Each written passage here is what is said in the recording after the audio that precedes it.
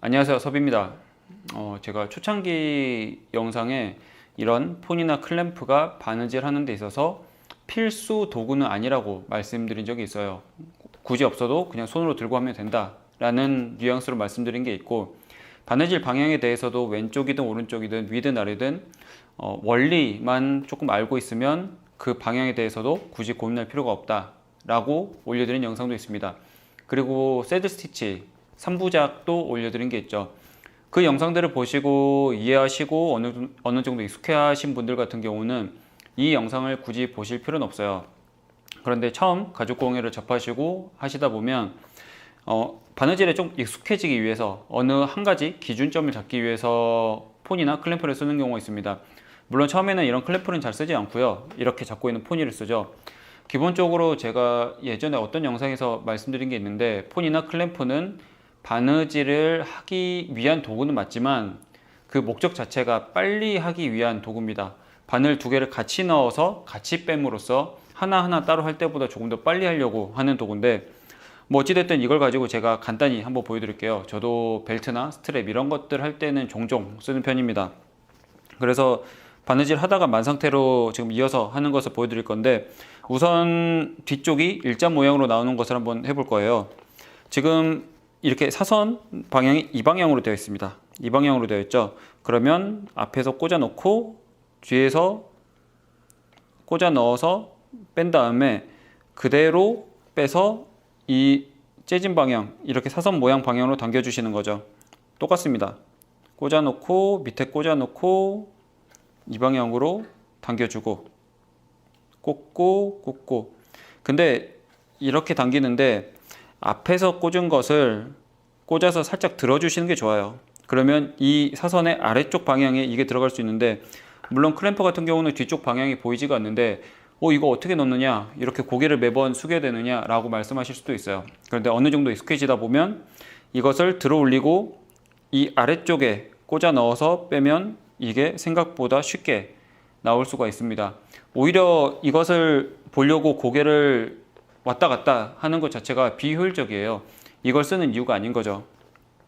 꽂아 넣어서, 그리고 여기서도 포인트가, 여기서 그대로 꽂으면 내 손이 찔릴 수가 있잖아요. 한 절반쯤 꽂아 놓고, 이게 사선 모양이니까 약간 이렇게 이 방향으로 살짝 내리는 거죠.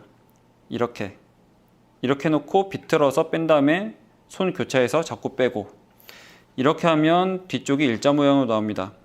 살짝 비틀어서 빼고, 약간 리드미컬하게 하는 거죠. 꽂아 넣어서 빼고, 이렇게 되는 거죠. 이렇게 되면 이쪽 뒤쪽이 일자 모양으로 바느질이 나올 거예요. 그런데 뒤쪽을 굳이 사선으로 내가 만들고 싶다라고 하면 앞에서는 똑같은데 뒤쪽을 할 때 조금 다른 거 딱 하나가 있습니다. 딱 하나. 꽂아 놓고, 이것도 똑같이 꽂아 넣는 거죠. 살짝 들어서 이렇게 꽂아 놓은 상태에서 이대로 해서 바로 빼는 게 아니라 이 뒤쪽에 있는 실 있죠. 이것을 원래는 그대로 뒀었는데 이렇게 해서 앞에서 뒤로 나오는 이 바늘 위로 걸려 있게끔 잡습니다. 그렇게 하고 나서 빼서 하면 이쪽 실이 살짝 꼬이거든요. 이렇게 이렇게 아래쪽으로 살짝 당겨주시는 게 좋아요.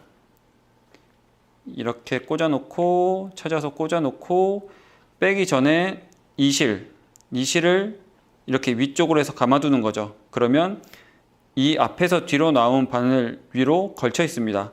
걸쳐 있는 상태로 꼬아서 이렇게 바느질을 해주시는 거죠. 이러면 뒤쪽이 사선 모양이 납니다. 이게 아마 제가 새드 스티치 그 트릴로지 3부작 중에서 두 번째 거에 올려놓은 영상일 거예요. 뒤쪽을 꼬아서 양쪽 사선을 내는 방식, 그리고 3부작 중에서 첫 번째 영상이 뒤쪽이 일자 모양으로 나오는 그런 바느질을 올려드린 게 있을 겁니다. 이렇게 해서 이렇게. 그러면 여기서 다른 점은 딱 한 가지밖에 없어요. 이 뒤쪽에서 이 실을 감았느냐 감지 않았느냐, 그 차이밖에 없고요. 그래서 지금 제가 촬영을 제가 보는 시선에서 하고 싶었는데 그게 쉽지가 않더라고요. 그래서 이게 약간 좌우가 바뀌어 있는 점은 조금 이제 이해를 해주시고, 어떤 뉘앙스로 했는지, 어떤 컨셉으로 했는지 그 원리만 알고 계시면 어떻게든 적용을 해보실 수가 있고 조금 익숙해지실 수가 있습니다. 그리고 이왕이면 제가 올려드렸던 영상들을 참고해 보시면 아, 이게 이렇게 되니까 이런 원리 때문에 이렇게 나오는구나 라고 보시면 조금 더 이해하시기가 편할 거예요. 그리고 익숙해지시는데도 시간이 단축이 될 거고요. 그렇게 한번 해보시면 조금 더 재밌게 가죽 공예를 즐기실 수가 있을 것 같아요. 다음에는 다른 영상으로 찾아오겠습니다. 감사합니다.